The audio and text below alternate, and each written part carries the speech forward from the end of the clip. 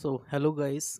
Last class में हमने पढ़ा था कफ एंड कोल्ड, जो कि हमारा रेस्पिरेटरी सिस्टम का टॉपिक था। एंड आज की क्लास में हम पढ़ेंगे अस्थमा।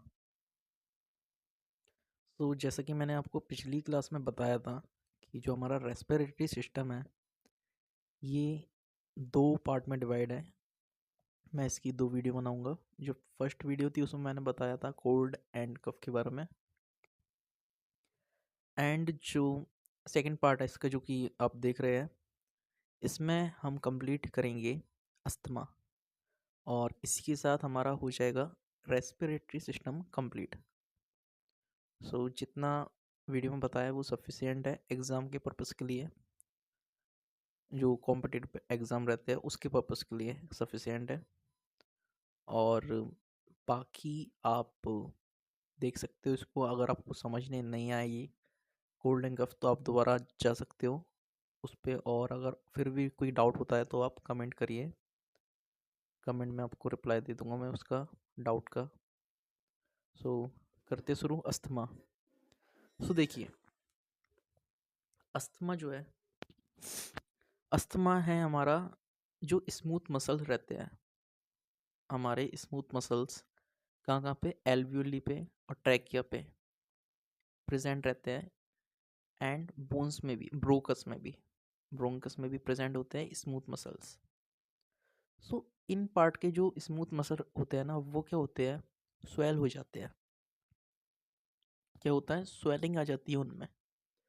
अब स्वेलिंग आने से क्या होता है, जो इंटरनल स्पेस रहता है जिससे हम सांस लेते हैं वो कम हो जाएगा अगर ये स्वेल करेंगे तो। अब वो स्पेस कम होने से जो हम सांस लेते हैं उसमें हमको आती है प्रॉब्लम, जिससे क्या होता है, प्रॉपर ब्रीथ नहीं कर पाते। तो वही चीज़ इसमें लिखी है सेकंड लाइन में, asthma is a tracheobronchial smooth muscle contraction, contract हो जाएगा स्मूथ मसल जो हमारा ट्रैक्यू ब्रोंकियल में रहता है, जिससे क्या होगा, एयर ट्यूब रहती है वो नैरो हो जाएगी। जो एयर ट्यूब गई होती है जिससे आप ब्रीथ करते हो वो नैरो हो जाएगी। नैरो होने से एयर पास नहीं कर पाएगी प्रॉपरली। अब एयर पास नहीं हो पाएगी प्रॉपरली जिससे क्या होगा, कॉज होगा हमारा dyspnoea, dyspnoea and wheezing. Okay, so dyspnoea हमारा रहता है सांस ना आना, इसको कहते हैं डिस्पनिया। और विजिंग है हमारा सांस लेते में चेस्ट में आवाज़ आना, आवाज़ आती है, पेन होता है, पेन टाइप फील होता है, इसको कहते हैं वीजिंग। तो ये दोनों चीज़ें कॉज होगी और इसी चीज़ को कहते हैं हम अस्थमा। ओके, अब अस्थमा भी इसमें दो पार्ट में बताया गया है। एक है हमारा एक्सट्रिंसिक अस्थमा जिसे हम कहते हैं अटोपिक अस्थमा या एलर्जिक अस्थमा। कौन कौन से, एटोपिक अस्थमा या एलर्जिक अस्थमा या एक्सट्रिंसिक अस्थमा, ये कॉमन है। सेकंड है हमारा इंट्रिंसिक अस्थमा जिसको हम कहते हैं नॉन एलर्जिक अस्थमा। ओके, अब देखिए इसका जो मैकेनिज्म ऑफ एक्शन है अस्थमा का, ये क्या है, इसमें बताया गया है। ये आप देख सकते हो, ये मस्ट सेल है, इस पे वर्क होता है। इस पे क्या होता है, जो मस्ट सेल है, आप ये ग्रीन कलर का देख रहे हो, ये मस्ट सेल, और जो रेड कलर की ये आपको दिख रहा है वाई टाइप में, ये है हमारी एंटीजन। क्या है हमारा, सॉरी एंटीबॉडी है ये है हमारा एंटीबॉडी। अब क्या होता है, इस पे क्या होता है, जब भी कोई एंटीजन यानी फॉरेन पार्टिकल आएगा, जैसे कि हमारा एंटीजन जब भी आएगा तो क्या होगा, एंटीबॉडी इंक्रीज होगी रिस्पॉन्स में, आईजीई इंक्रीज होगी। कौन सी एंटीबॉडी, आईजीई, ये इंक्रीज हो जाती है। कौन सी एंटीबॉडी, आईजीई। ओके, ये इंक्रीज होगी। अब इससे क्या होगा, एंटीजन एंटीबॉडी का कॉम्प्लेक्स फॉर्म होगा। अब वो कॉम्प्लेक्स बाइंड करेगा कहाँ पे, मस्ट सेल पे। मस्ट सेल पे क्या, मस्ट सेल के रिसेप्टर पे। बाइंड करेगा।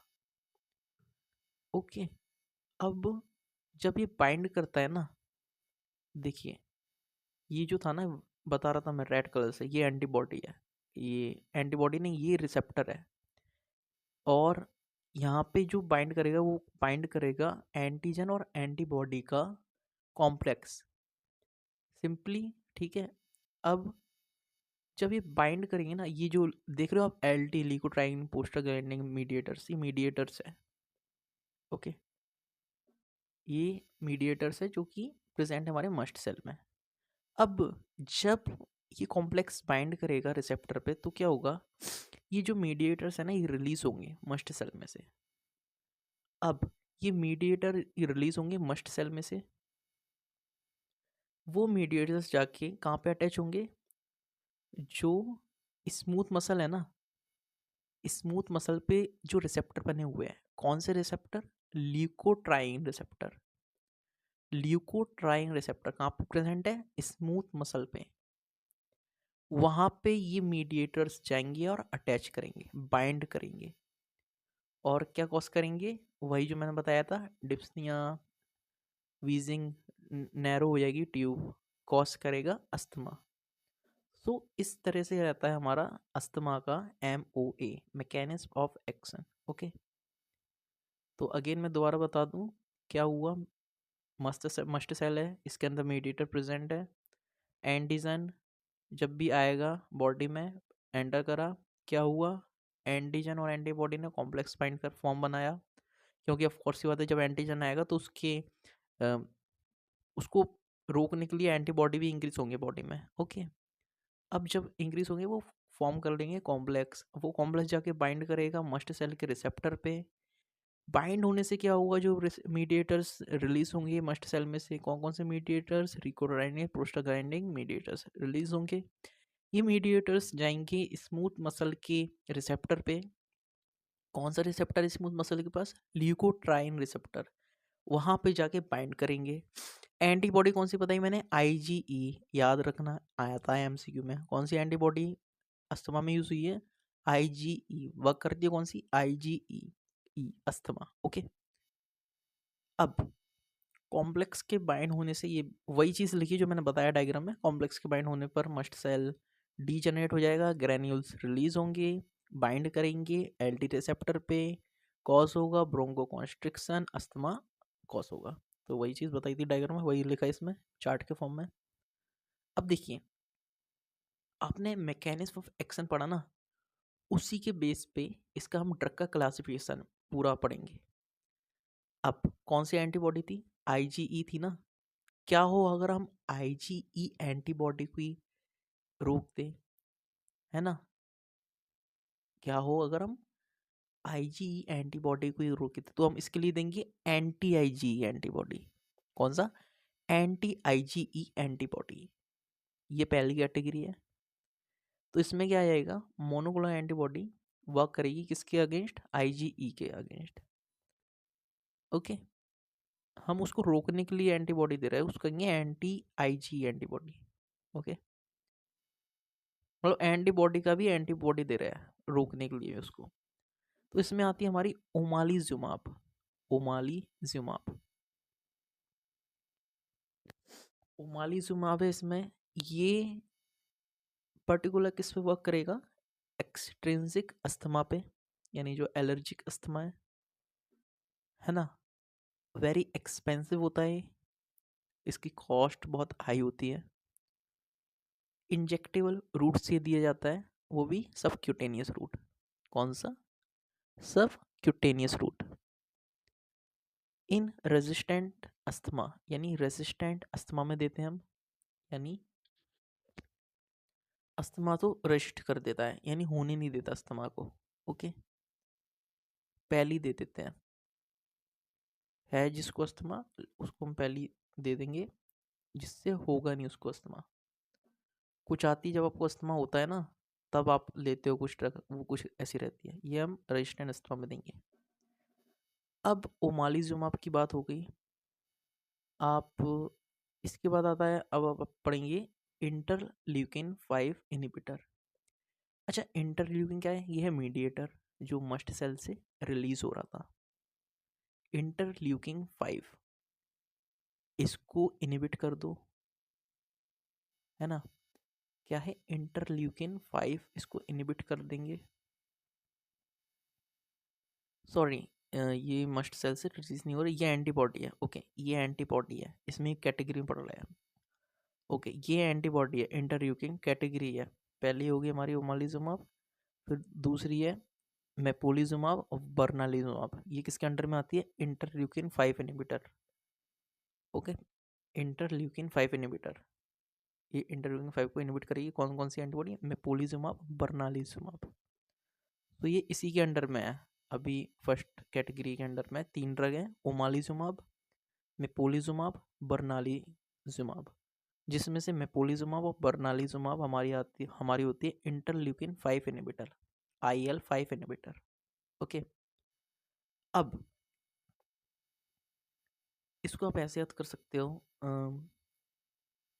इंटर में देखिए कंफ्यूज हो जाएगी, हो जाते हैं कन्फ्यूजन बच्चे, क्योंकि ऐसा रहता है ना कि इसमें से पूछ लेगा वो कि 3 एंटीबॉडी 4 दे देगा आपको ऑप्शन में नाम, और पूछ लेगा कि बताओ उसमें से कौन सी इंटरल्यूकिन 5 इनिबिटर है। ये बोल रही है कौन सी ड्रग इंटरल्यूकिन 5 इनिबिटर नहीं है। तो ऐसे पूछ लेते, कन्फ्यूजन हो जाते कभी कभी, क्या होता है लगा देते बच्चे ओमालिजुमाब पे टिक, अगर पूछ तो होता है ऐसा। तो आप इसकी ट्रिक कर लीजिए याद। इंटर में इंटर में मैं इंटर में मैपोली थी, इंटर में मैपोली थी और पूरी बर्न हो गई। क्या, पूरी बर्न हो गई। इंटर में मैपोली थी, पूरी बर्न हो गई। इस तरह से ट्रिक बना लीजिए, इंटर में मैपोली थी, पूरी बर्न हो गई। ठीक है, और तो ये हमारी 3 एंटीबॉडी है। इसके बाद आता है mast cell stabiliser. Mast cell stabiliser में हमारी पहली ड्रग है sodium cromoglycate, glycate, sodium cromoglycate, cromone भी कहते हैं इसको, क्रोमोन। Okay, sodium क्रोमोग्लाइसेट। दूसरी हमारी कीटोटिफेन, कीटोटिफेन। कौन सी हमारी, कीटोटिफेन। अब देखिए इसकी भी एक ट्रिक है जो बनाई थी मैंने। वो ट्रिक है, मस्त होके कीटो क्रोम चला रही थी, मस्त होकर कीटो थी ना, जो कीटो मस्त होके कीटो क्रोम चला रही थी, मस्त होकर कीटो क्रोम चला रही थी। क्रोम पे वो क्रोम पे वो चलाते हुए वो सांसें ले रही थी लंबी लंबी। ठीक है, सांसें ले रही थी लंबी लंबी मुंह से। और क्या है, हाँ यहाँ तक ये ट्रिक है। ओके, सांसें ले रही थी लंबी लंबी, यानी सांस लेती लंबी लंबी, यानी इनहेलेशन में देते हैं, इनहेलेशन में देंगे इसको। किस में देंगे, इनहेलेशन में। समझ रहे हो, देखा होगा आपने अस्थमा के पेशेंट को टीवी वगैरह में या आपके आसपास भी, वो कुछ स्प्रे टाइप रहता है ना एक, वो ले लेते हैं जब उनको प्रॉब्लम होती है, स्प्रे टाइप नाक में डाल देते हैं। तो वही है, इनहेलेशन वही है। ओके, तो कौन कौन सी हो गई हमारी, सोडियम क्रोमोग्लाइसेट और कीटोटिफाइन। अब देखिए यूजेस ऑफ सोडियम क्रोमोग्लाइसेट, क्रोमेन, इसको कह रहे हैं हम क्रोमेन। तो एक तो ब्रोंकियल अस्थमा में यूज़ करेंगे, प्रोफाइलैक्टिक यानी rarely use, prophylactic rarely use किया जाता है, और एलर्जिक रिनाइटिस में, हे फीवर भी कहते हैं इसको, एलर्जिक रिनाइटिस को। रिनाइटिस यानी रनी नोस, रोज ज़्यादा आपकी नोजी हो जाता है, और सॉरी रनिंग करती है, जुकाम। ठीक है, जुकाम। अब दूसरा यूज़ है एलर्जिक कंजक्टिवाइटिस, यानी एलर्जिक कंजक्टिव, आई की प्रॉब्लम है, आई की डिसीज़ है, तो इसमें भी देते हैं हम इसको, किसको, सोडियम क्रोमोग्लाइसेट को, as a eye drop, as a eye drop. इस पर डबल स्टार है, ये IMP पॉइंट है। एलर्जिक कंजक्टिवाइटिस किसको दे रहे हैं, सोडियम क्रोमोग्लाइसेट, जो कि अस्थमा की ड्रग है, किस कैटेगरी की है, मस्ट सेल स्टेबलाइजर की, मस्ट सेल स्टेबलाइजर की। अच्छा, ये मस्ट सेल स्टेबलाइजर का मतलब क्या है?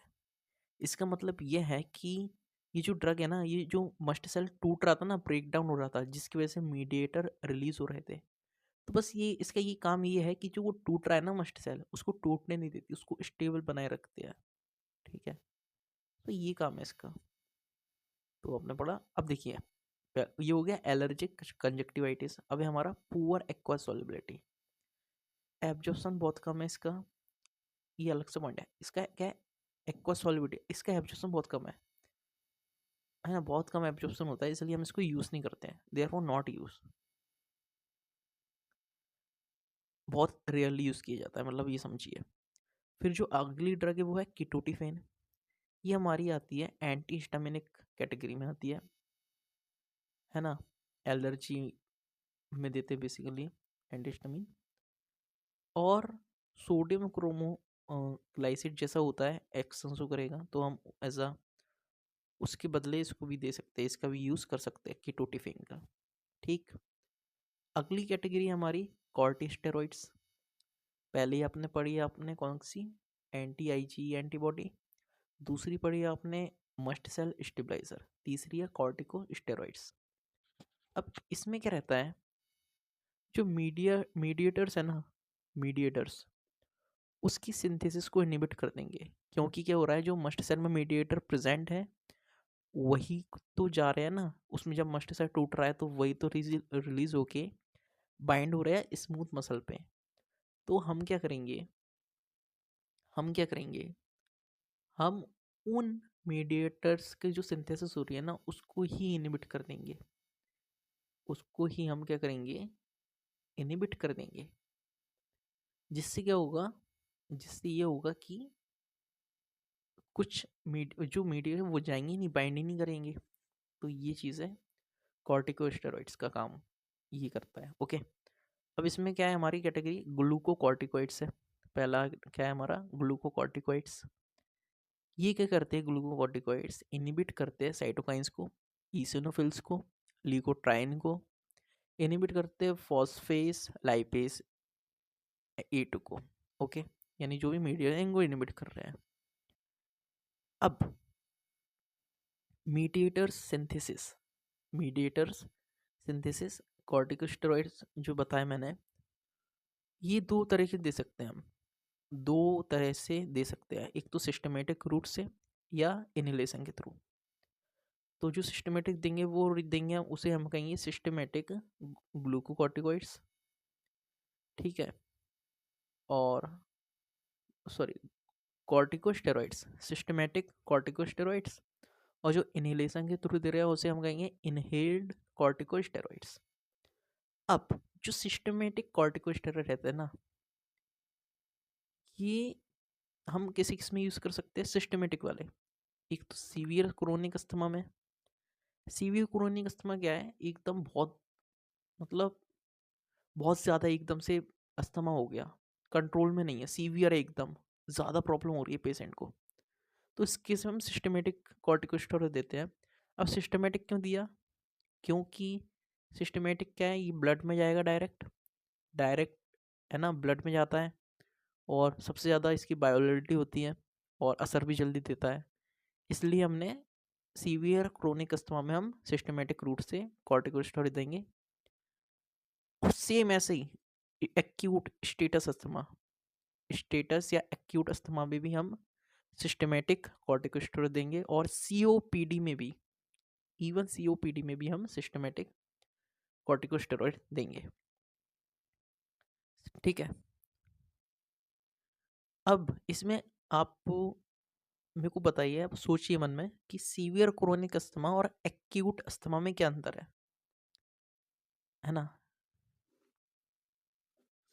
तो इसमें अंतर ये है कि जो सीवियर क्रोनिक अस्थमा है ना, इसका मतलब है अस्थमा है किसी पेशेंट को, उसको हुआ है ना, हुआ पता है उसको अस्थमा है, कुछ साल बाद ऐसे हुआ, होते होते वो इतना बढ़ गया है ना, कुछ टाइम बाद इतना बढ़ गया तो वो सीवियर कंडीशन हो गई है। एक्यूट क्या है, एकदम से हो गया, ठीक है। क्रोनिक यानी यही होता है कि लंबे समय से कोई बीमारी चलती आ रही है, उसे हम क्रोनिक में कहते हैं, और एक्यूट यानी वो अचानक से हो गई। तो यही अंतर है सिंपल एक्यूट अस्थमा और क्रोनिक अस्थमा में। सीओपीडी में भी यही देंगे सिस्टमेटिक वाले। अब आता है सीवियर क्रोनिक अस्थमा। अब इसमें पर्टिकुलर बताया है कौन सा कॉर्टिकोस्टेरॉइड देना है। सीवियर क्रोनिक अस्थमा में हम कौन सा देंगे, प्रेडनिसोलोन 20 से 60 mg डेली। ठीक है, 20 to 60 mg daily prednisolone severe chronic asthma में। ठीक। एक्यूट या स्टेटस अस्थमा में देंगे हम ग्लूकोकॉर्टिकोइड्स आईवी रूट से, व्हेन ब्रोंकोडायलेटर नॉट रिस्पॉन्ड। इसमें एक पॉइंट है, व्हेन ब्रोंकोडायलेटर नॉट रिस्पॉन्स, अगर ब्रोंकोडायलेटर रिस्पॉन्स नहीं कर रहा तो आईवी रूट से हम कहेंगे ग्लूकोकॉर्टिकोइड्स। ओके। फिर हमारा है COPD, chronic obstructive pulmonary disease. इसमें भी बताऊंगा मैं आपको कैसे याद करना है, ट्रिक बताता हूँ, रुकिए आप पहले सुनिए। क्रोनिक ऑब्स्ट्रक्टिव पल्मोनरी डिसीज, इसमें क्या होता है, जो एल्वियोली होती है ना आपकी, वो चिपक जाती है। अगर वो चिपक जाएगी तो स्पेस नहीं रहेगा उसके अंदर, है ना, एयर पास होने के लिए। तो इसी केस को हम कहते हैं सीओपीडी। ठीक है। तो सिंपली एल्वियो जो होती है डिस्ट्रैक्ट हो जाती है, डिस्ट्रक्ट। तो इसमें हम देंगे ग्लूकोकॉर्टिकोइड्स ओरल रूट से। किससे, ओरल रूट से देंगे ग्लूकोकॉर्टिकोइड्स। अभी जो बताया मैंने, क्या क्या बताया मैंने, सीवियर क्रोनिक बताया, एक्यूट बताया, क्रोनिक बताया। अब जो इनहेल्ड में है, इनहेल्ड में है, अब देखिए इसका मतलब ये नहीं है, आप एक और बात समझिए, ये जो मैंने बताया ग्लूकोकॉर्टिकोइड्स ओरल बताया मैंने, और इसमें तो मैंने पढ़ा था कि सिस्टमेटिक वाले हैं। इसका मतलब ये है कि ये दे तो हम ओरली गया है, दे तो हम ओरली रहे हैं ग्लूकोकॉर्टिकोइड्स, कहीं में किस में दे रहे हैं, सीओपीडी में ओरली दे रहे हैं, लेकिन work as a systematic route से करेगी। ठीक है। वो ब्लड में जाएगा, घुलेगा। इसमें ऐसा नहीं हो रहा है, इनहेल्ड वाले में डायरेक्ट सांस ले रहे हैं, लंग्स में जा रही है। ठीक है। डायरेक्ट कर रहा है, ब्लड में नहीं जा रही है, इसलिए ये अंतर है। आप इसमें वो मत कंसेप्ट लगा देना ये वाला, इसलिए मैं बता देता हूँ, कंफ्यूज मत होना। इसमें ये ओरल लिखा हुआ है ना, ओरल, इस पे फोकस करिए आप। ठीक है। आता है एमसीक्यू, गलत कर देते हैं बच्चे। Chronic obstructive pulmonary disease, glucosteroid glucocorticoids देंगे ओरली, और ये दे रहे हैं आईवी, एक्यूट वाले में आईवी, सीवियर वाले में भी आईवी देंगे प्रेडनिसोलोन। अब देखिए इसकी ट्रिक ऐसे कर लीजिए आप, सर्व सीवियर है ना, सर्व curry bread, serve curry bread, bread से pred, bread pred, bread pred, prednisolone. Serve curry bread, bread आती है 20 से 60 रुपए का पैकेट, 20 से 60 रुपए का पैकेट, यानी हो गया 20 से 60 mg। ठीक है, ठीक है। स्टेटस लगाया ग्लूकोज पी के, स्टेटस लगाया ग्लूकोज पी के, स्टेटस लगाया ग्लूकोज पी के, ग्लूकोकॉर्टिकोइड्स हो गया। सीओपीडी, ये भी है सीओपीडी, ग्लूकोज पी के खोपड़ी, सीओपीडी खोपड़ी, शॉर्ट में बोल रहा हूँ मैं, ग्लूकोज पी के खोपड़ी ठीक हो गई। ये हो गया ट्रिक, तो हो जाएगा इसका। अब पढ़ते हैं हम आईसीएस यानी इनहेल्ड कॉर्टिकोस्टेरॉइड्स।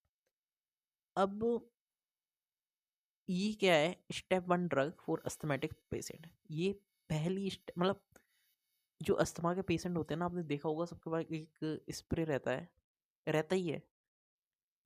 अब देखो वो जब भी उनको होती है सांस लेने में प्रॉब्लम, वो स्प्रे निकालते हैं और यूज़ करते हैं। तो उनकी पहली चॉइस यही है, स्टेप 1 ड्रग है उनके लिए, कौन सी, इनहेल्ड कॉर्टिकोस्टेरॉइड्स। इसमें क्या रहता है, लो सिस्टमेटिक रहता है, यानी जो ब्लड में होती है ये जाती नहीं है, बहुत कम जाती है, जाती नहीं है, ऊपर ऊपर से कम हो जाता है, इनहेल्ड है। और potent topical action, topical action है इसका, पोटेंट टॉपिकल एक्शन है। ठीक है। अब इसमें कौन कौन सी ड्रग है, तो इसमें जो ड्रग है वो है हमारी बैक्लोमेथासोन, बटडीसोनाइड, जो कि मोस्टली यूज होती है, बडिसोनाइड, फ्लूटिकासोन या फ्लूटिकासोन एंड फ्लोनिसोलाइड, ये भी है, इसका ही डेरिवेटिव है। फिर है सिसिलसोनाइड, साइक्लिसोनाइड, कुछ भी पढ़ लो इसमें, साइक्लिसोनाइड है, ठीक है। बैक्लोमेथासोन, बडिसोनाइड, फ्लूटिकासोन, फ्लोनिसोलाइड, सिसिलसोनाइड, सिसिलसोनाइड, ओके। कैसे देंगे? इंट्रानेसाल रूट से, इंट्रानेसाल रूट से देंगे। अब देखिए इसकी भी ट्रिक बता देता हूँ। जो बडी था ना, ठीक है, बडी था ना, उसकी बैक आ गई, उसकी क्या हो गई? बैक आ गई। क्यों आई बैक? एग्जाम दिया उसने, बैक आ गई क्योंकि उसको फ्लू हो गया था, फ्लू हो गया था, एग्जाम नहीं दे पाया था अच्छे से, फ्लू हो गया था। अब बैक आई तो वो सिसल के रोने लगा, सिसल के रोने लगा, सिसल के रोने लगा। कौन था? एक बड्डी था, बड्डी था, उसको क्या फ्लू हुआ, जिससे उसकी बैक आ गई, बैक आ गई तो वो सिसल के रोने लगा। अब रो रहा था सिसल के, सांस ले ले ले, तो सांस ले ऐसे सांस लंबी लंबी सांस ले लेके वो रो रहा था। सो ICH यानी इनहेल्ड सांस लेके रो रहा था ना, इनहेल्ड में आ गया, ठीक है, सिंपल है। अब देखिए ये क्या रहता है, जो इनहेल्ड वर्जन है मीटर डोज इनहेलर्स के फॉर्म में आते हैं, MDI मीटर डोज इनहेलर्स, और एक रहता है ड्राई पाउडर इनहेलर्स, इन पाउडर की फॉर्म में। तो ये भी है।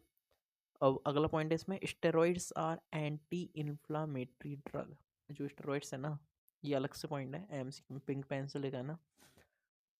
स्टेरॉइड्स जो रहते हैं एंटी इन्फ्लामेटरी नेचर रहता है उनका, यानी इन्फ्लामेशन को कम करते हैं स्टेरॉइड्स, ओके। अब एडवर्स इफेक्ट ऑफ कॉर्टिकोस्टेरॉइड, यानी कॉर्टिकोस्टेरॉइड्स के एडवर्स इफेक्ट क्या है? होर्सनेस ऑफ वॉइस, यानी वॉइस हो जाती है वो क्या है, एकदम मतलब क्या रहती है, अजीब सी हो जाती है, एक टोन बदल जाती है वॉइस में, भारी सी हो जाएगी, होर्सनेस ऑफ वॉइस। ओरल कैंडियासिस, ये हमारा फंगल है, फंगल इन्फेक्शन है, ओरल कैंडियासिस हो जाएगा, कॉज करेगा। अब इसके लिए ट्रीटमेंट के लिए हम क्या यूज़ करते हैं? ओरल कैंडिडियासिस के ट्रीटमेंट के लिए हम यूज़ करेंगे निस्टेटिन या कॉट्रीमाजोल, कॉट्रीमाजोल या निस्टेटिन। तो इसको ऐसे याद कर लो, जो निशा थी ना वो कैंडी खाती थी, निशा थी कैंडी खाती थी, निस्टेटिन कैंडिडियासिस, जिससे उसको क्या हो जाता था? क्लॉट हो जाता था। क्या हो जाता था? क्लॉट हो जाता था, ऐसे कर लो तो क्लॉट्रीमाजोल। निशा कैंडी खाती थी जिससे क्लॉट हो जाता था। Oral candidiasis created by nystatin या कॉट्रीमाजोल। तो ये होगी हमारी तीसरी कैटेगरी की ड्रग, तीसरी कैटेगरी की ड्रग। इसमें पॉइंट है एक, ऊपर टॉप पे leukotriene potent broncho constriction agent है, ठीक है, पॉइंट है अलग से पढ़ लेना आप। अब ये हमारी 3 कैटेगरी हो गई।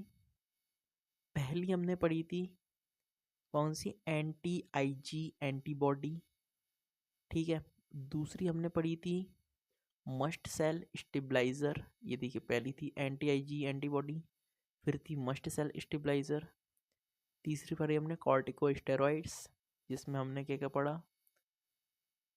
ग्लूकोस्टेरॉइड्स पढ़ा, ये थी प्रेडनिसोलोन पढ़ा, ग्लूकोकॉर्टिकोइड्स पढ़ा, है ना। फिर इसमें ये उसमें आ रहे थे हमारे सिस्टमेटिक में। फिर इनहेल्ड में पढ़े हमने बैक्लोमेथासोन, बडिसोनाइड, फ्लूटिकासोन, फ्लूनिसोलाइड, सिसलसोनाइड, ये पढ़े हमने, सिंपल है। एडवर्स इफेक्ट कॉर्टिकोस्टेरॉइड्स के पढ़ लिए हमने, खत्म। फोर्थ कैटेगरी है leukotriene receptor antagonist, leukotriene receptor antagonist. ये क्या है? ल्यूकोट्राइन रिसेप्टर एंटागोनिस्ट क्या है? इसमें क्या रहता है? ल्यूकोट्राइन रिसेप्टर एंटागोनिस्ट में क्या रहता है? इसमें 2 कैटेगरी हमारी, मोंटेल्यूकास्ट और ज़फिरुल्यूकास्ट। अब ल्यूकोट्राइन रिसेप्टर वही ना जो स्मूथ मसल पे रिसेप्टर प्रेजेंट थे ना, ये वो चीज़ है। स्मूथ मसल पे जो मीडिएटर जा रहे थे ना, रिसेप्टर पे बाइंड हो रहे थे, ये वही रिसेप्टर है। तो हम इसको क्या करेंगे, एंटागोनिस्ट पहले ही देंगे इसका। जब वो एंटागोनिस्ट इस पे बाइंड कर जाएंगे इन रिसेप्टर पे, तो वो जो मीडिएटर्स आ रहे हैं ना मस्ट सेल टूटने पर, वो बाइंड ही नहीं हो पाएंगे इन रिसेप्टर पे, जिससे अस्थमा कॉज ही नहीं होगा। तो ये भी एक कैटेगरी में आता है। ठीक है, तो इसमें ड्रग है हमारी मॉन्टेल्यूकास्ट, जफिरलियोकास्ट। तो ऐसे कर लो, एल्टी ल्यूकोट्राइन। तो इसकी भी ट्रिक थी, मैंने बनाई थी, तो देख लेना आप। ल्यूकोट्राइन क्या समझ आ रहा है आपको? मॉन्टू से आ रहा है, मॉन्टू और जाफिल दोनों दोस्त थे। और लू से इसमें है ही, देखो लू कास्ट आ रहा है ना, तो ल्यूकोट्राइन। तो इसकी भी ट्रिक बनाई थी, अब बना लेना खुद से। अब इसमें क्या है, जो ये दोनों ड्रग है ना, सिस्ट LT1 रिसेप्टर को एंटागोनाइज करेंगे। सिस्ट LT1 रिसेप्टर, कौन सा? Cyst LT1 receptor. क्योंकि इसके स्टिमुलेट होने से क्या हो रहा था, ब्रोंको कॉन्स्ट्रिक्शन। इसके स्टिमुलेशन होने से क्या हो रहा था, ब्रोंको कॉन्स्ट्रिक्शन। अब ये जो ड्रग है ना, दो मॉन्टेल्यूकास्ट और जाफिरिलोकास्ट, ये प्रोफाइलैक्टिक में देते हैं, एज अ प्रोफाइलैक्टिक ड्रग है ना। प्रोफाइलैक्टिक यानी माइल्ड टू मॉडरेट, यानी ऐसा वो नहीं है कि सीवियर में दे रहे हैं हम। जो मीडियम अस्थमा है उसमें देते हैं हम, ऐसा नहीं है सीवियर आने पे मतलब बता दिए सीवियर के केस में क्या देना है, ये प्रोफाइलैक्टिक के केस में देंगे। अब देखिए, दो कैटेगरी बता रहा हूँ मैं, कौन कौन सी? एक्सरसाइज इंड्यूस्ड अस्थमा, और एक है हमारा एस्पिरिन इंड्यूस्ड अस्थमा। ये देखिए, एक्सरसाइज इंड्यूस्ड अस्थमा और aspirin induced asthma. Exercise induced asthma यानी कोई बंदा है, एक्सरसाइज ज़्यादा कर ली, अस्थमा हो गया, मतलब है अस्थमा पहले से, लेकिन बढ़ गया उसका अस्थमा एक्सरसाइज करने से। एस्पिरिन में क्या है, एस्पिरिन से का साइड इफेक्ट हो गया अस्थमा। ओके, अब एक्सरसाइज इंड्यूस अस्थमा में अस्थमा हमारा क्या है, प्रेजेंट होगा, ये तो है। अब इसमें क्या है, एक्सरसाइज इंड्यूस अस्थमा यानी अस्थमा प्रेजेंट होगा, एस्पिरिन इंड्यूस अस्थमा भी अस्थमा प्रेजेंट होगा। एक पॉइंट लिखा है इसमें, जो कॉर्टिकोस्टेरॉइड है वो प्रेफर किया जाता है किसमें, एक्सरसाइज इंड्यूस्ड अस्थमा में। क्या प्रेफर किया जाता है, कॉर्टिकोस्टेरॉइड्स और सोडियम क्रोमोग्लाइकेट ऑल्सो गिवन, ये भी देते हैं हम। तो इसमें सिंपल यही कर लीजिए आप, एक्सरसाइज जो करते हैं वो स्टेरॉइड्स लेते हैं, तो उससे आप याद कर सकते हो कॉर्टिकोस्टेरॉइड। ओके, COPD में इसका यूज़ नहीं है, COPD में इसका ये अलग से पॉइंट था। अब वापस इस पे आ जाते हैं, जाफिरुकास्ट और मॉन्टेलोकास्ट पे। COPD में इसका यूज़ नहीं है, COPD में नहीं देना हमें, ठीक है। जाफिरुकास्ट और मॉन्टेलोकास्ट नहीं देंगे COPD में। एक ये सबसे अहम पॉइंट है, चर्ग स्ट्रॉस सिंड्रोम। सिंड्रोम है एक, चर्ग स्ट्रॉस सिंड्रोम। इस सिंड्रोम में हम ये क्या होता है, ये किस ड्रग्स के कारण हो रहा है, मॉन्टेल्यूकास्ट के कारण। कौन कोस कर रहा है, कॉस्ट बाय मॉन्टेल्यूकास्ट। तो ये याद रखना आप, जो मॉन्टी था ना वो स्ट्रॉ से चर्ग लेता था, समझ रहे हो? तो ये ट्रिक बना लो आप, चर्ग स्ट्रॉ सिंड्रोम मॉन्टेल्यूकास्ट। ओके, अब इसमें एक और दो पॉइंट है, जो मॉन्टेल्यूकास्ट है ना उसका मेटाबोलाइज किससे होता है, किस एंजाइम से मेटाबोलाइज होगा, CYP3A4 एंड CYP2C9। CYP3A4 और CYP2C9।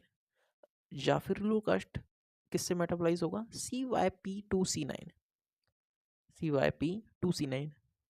ठीक है, सिंपली बता देता हूँ, मॉन्टी था ना, 3 अचार खा के सबको सी करता था, देखता था मॉन्टी।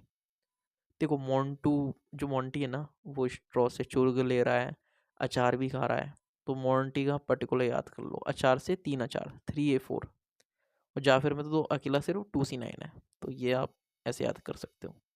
इसमें एक और पॉइंट है अलग से, ये जिल्यूटॉन, जिल्यूटॉन है अलग से, इसमें नहीं है, ठीक है। जिल्यूटोन 5 फ्लॉक्स इनहिबिटर होती है, not used due to hepatotoxicity. ये किसी अलग टॉपिक का पार्ट है, मैं बता दूंगा।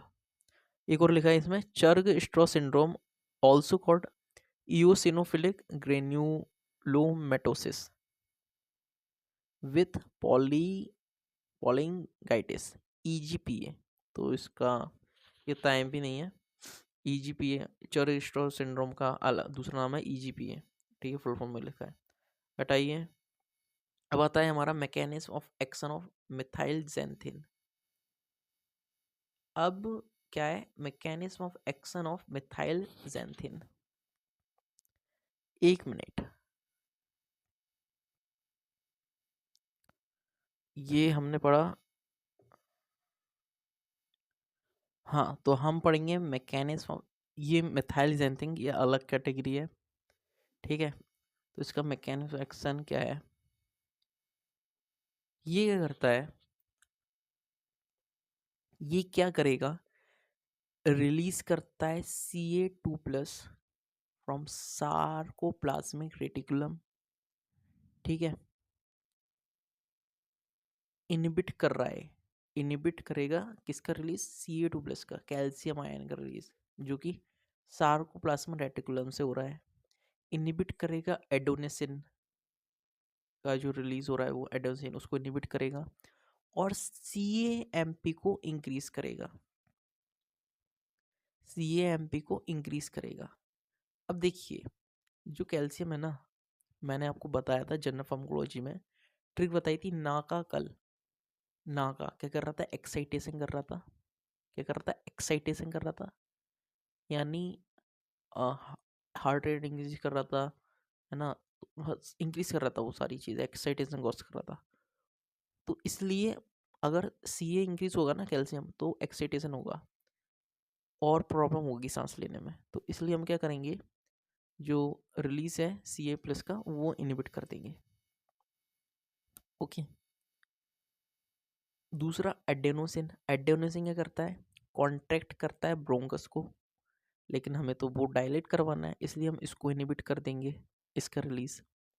फिर CMP, CMP अच्छा है, ये ब्रोंको डायलेशन करता है, तो अस्थमा के केस में अच्छा है, तो हम इसको बढ़ाएंगे, इसलिए इसको इंक्रीज करेंगे। अब क्या होता है, ये डिग्रेड हो जाता है किस एंजाइम के थ्रू, PD फॉस्फोडाइस्टरेज के थ्रू ये डिग्रेड हो जाता है। तो क्या होता है, मिथाइल एंजाइम पता है क्या करता है, ये फॉस्फोडाइस्टरेज जो एंजाइम है ना, इसको इनहिबिट कर देता है। तो यही जो इसका मेन मैकेनिज्म ऑफ एक्शन है, क्या है, इनहिबिशन ऑफ फॉस्फोडाइस्टरेज एंजाइम, ये मेन है, ठीक है, मेन है किसका, मिथाइल ज़ैंथिन का।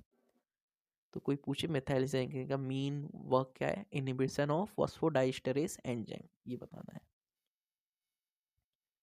अब इसमें आती है हमारे कैटेगरी है, इसमें ड्रग आती है हमारी थियोफिलिन। थियोफिलिन हमारी ओरली देते हैं हम, प्लेसेंटा क्रॉस करती है, मिल्क सिक्रेशन, यानी जो वुमेन होगा मिल्क का सिक्रेशन इंक्रीज करेगी, मेटाबोलाइज बाय डीमेथाइलेशन एंड ऑक्सीडेशन, यानी डीमेथाइलेशन और ऑक्सीडेशन के थ्रू इसका मेटाबॉलिज्म होता है। किस एंजाइम के थ्रू, CYP1A2, CYP1A2, ठीक है, CYP1A2, ओके, इसके थ्रू इसका मेटाबॉलिज्म होगा। सिंपल है, पॉइंट्स याद हो गए। T½ है इसका 7 to 12 hours. Children eliminate fast, यानी बच्चों में इसका एलिमिनेशन फास्ट होता है। उनमें कितना रहता है इसका T½ 3 से 5 आवर्स। एडल्ट में बता दिया मैंने 7 से 12 आवर्स। ये फॉलो करता है जीरो ऑर्डर काइनेटिक्स को, किसको, जीरो ऑर्डर काइनेटिक्स को। ये सारे पॉइंट है, आप, मैं जल्दी जल्दी बता रहा हूँ, आप पढ़ लेना, लिख लेना अच्छे से।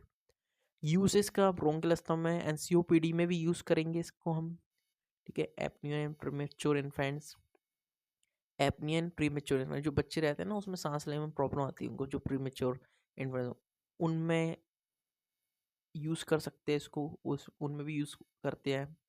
अब dose should be increased on, यानी इन ये कंडीशन लिखी है, इन कंडीशन में हमें इसका डोज बढ़ा के देना पड़ता है। अब क्या क्या कंडीशन, पहली होगी स्मोकर्स, जो सिगरेट पीते हैं, स्मोकर होते हैं, उन ऐसे लोगों को हम इसका ज़्यादा डोज देंगे, डोज बढ़ा कर देंगे। बच्चे हो गए, बच्चों में इसका डोज ज़्यादा देंगे। Concomitant administration of enzyme inducer like rifampicin, है ना, मतलब ये जो जिसमें ये हो रहा है ना, एंजाइम ज़्यादा है इनमें इंड्यूस हो रहा है, ये एंजाइम को इंड्यूसर ड्रग है। इन ड्रग के साथ देने पे भी हम इसका डोज ज़्यादा देंगे। ये क्या करती है ड्रग, एंजाइम को इंड्यूस कर देती है। तो रिफाम्पिसिन हो गई, फेनोबार्बिटोन हो गई, फेनिटोन हो गई, बार्बिटोरेट, इन ड्रग के साथ देने पे भी हम इसका डोज बढ़ा कर देंगे। ये हो गया। तो ये होता है हमारा थियोफिलिन के बारे में, हो गया हमारा, इतना ही था। अब आता है हमारा अगला कैटेगरी, जो है अगली कैटेगरी हमारी एंटीकोलिनर्जिक।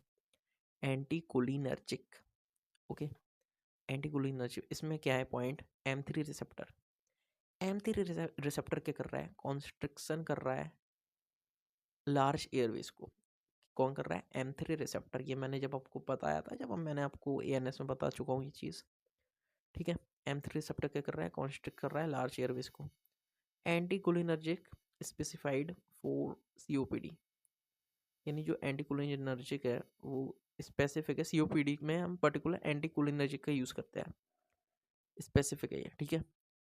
ये क्या करती है, ब्लॉक कर देती है M3 रिसेप्टर को। क्या करेगी, ब्लॉक करेगी M3 रिसेप्टर को। तो इसका मेन वर्क क्या है, M3 रिसेप्टर क्या कर रहा था, कॉन्स्ट्रिक्ट कर रहा था लार्ज एयरवेज को। इसमें दो ड्रग आती है, इप्राट्रोपियम और टियोप्रोपियम। Ipratropium, tiotropium. इप्राट्रोपियम जो है वो शॉर्ट है, टियोट्रोपियम लॉन्ग है। टियोट्रोपियम लॉन्ग है, टियोट्रोपियम लॉन्ग है, इप्राट्रोपियम शॉर्ट है, ओके। इसमें क्या है, गिवन इनहेलेशन फॉर्म, ये इनहेलेशन के फॉर्म में देते हैं, ठीक है। एंटीकोलिनर्जिक, AC लिखा है एंटीकोलिनर्जिक। अब अगला चलते हैं, एक अलग से ड्रग है ग्लाइकोपाइरोनियम। ग्लाइकोपाइरोनियम क्या है, ये अलग से ड्रग है, कंप्लीट हो गया हमारा कैटेगरी पूरी। अलग से ग्लाइकोपाइरोनियम है, ये अल्ट्रा लॉन्ग एक्टिंग है, अल्ट्रा लॉन्ग एक्टिंग है। क्वाटरनरी अमोनियम कंपाउंड की कैटेगरी में आता है, क्वाटरनरी अमोनियम कंपाउंड है। यूज करते हैं COPD में, यूज करते हैं COPD में, यूज करते हैं COPD में। 3 पॉइंट हो गए बस। अब कुछ एक्स्ट्रा पॉइंट्स हैं, देख लीजिए जल्दी। एक्यूट सीवियर अस्थमा में क्या देंगे, magnesium sulphide, sulphate IV route से। अलग से वो तो जो मैंने बताया वो है ही, ये अलग से पॉइंट है, सब extra point. Acute severe asthma में हम मैग्नीशियम सल्फेट दे सकते हैं IV रूट से। एंटीकोलिनर्जिक ड्रग जो कि मोस्ट इफेक्टिव है COPD में। देन ब्रोंकियल अस्थमा, यानी जो इसका मतलब ये है, जो एंटीकोलिनर्जिक ड्रग है ना, वो COPD में ज़्यादा इफेक्टिव रहती है, ठीक है, as compare to bronchial asthma में, ठीक है। Soft steroid used in asthma. Soft steroid जो हम अस्थमा में यूज़ करते हैं वो कौन सी ड्रग है, वो है सिसिलसोनाइड। सिसिलसोनाइड, जो सिसल के होते हैं वो सॉफ्ट होते हैं, तो आप ऐसे याद कर सकते हो। फिर हमारा सिप्रोफ्लॉक्सासिन डिक्रीज करता है थियोफिलिन का मेटाबॉलिज्म, ये पॉइंट है अगला। फिर है थियोफिलिन ओवरडोज कॉज सीजर्स, यानी थियोफिलिन का डोज बढ़ाने पर सीजर कॉज होगा, ये भी भी पॉइंट है। थियोफिलिन का डोज बढ़ाने पे सीजर कॉज करता है, थियोफिलिन का ओवरडोज क्या करता है, कॉज सीजर्स। और इसी के साथ हमारा होता है अस्थमा कंप्लीट एंड पूरा रेस्पिरेटरी सिस्टम कंप्लीट।